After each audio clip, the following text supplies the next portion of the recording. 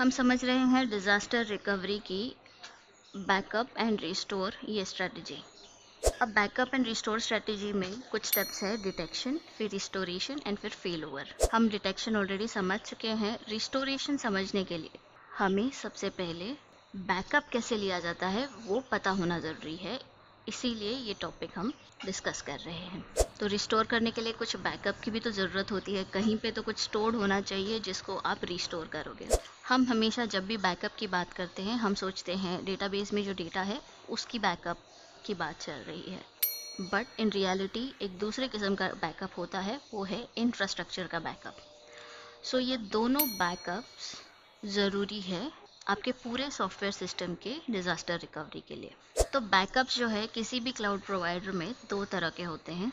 सबसे पहले होता है डेटा का बैकअप। डेटा बैकअप में अगर आपने RDS डेटाबेस यूज़ किया है, मान लीजिए आप AWS यूज़ कर रहे हो और आप कोई RDS डेटाबेस यूज़ कर रहे हो, रिलेशनल डेटाबेस सिस्टम यूज़ कर रहे हो, तो इसका बैकअप आप AWS S3 में रख सकते हो with the help of database snapshot.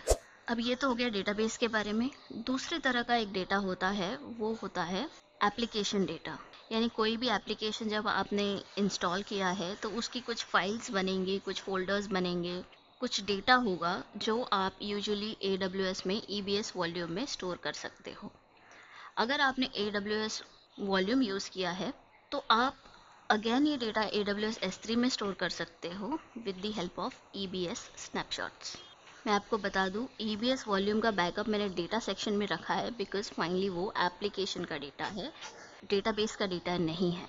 But since it is data in some form, I have kept it in the data's hierarchy. दूसरा टाइप ऑफ बैकअप होता है इंफ्रास्ट्रक्चर का बैकअप।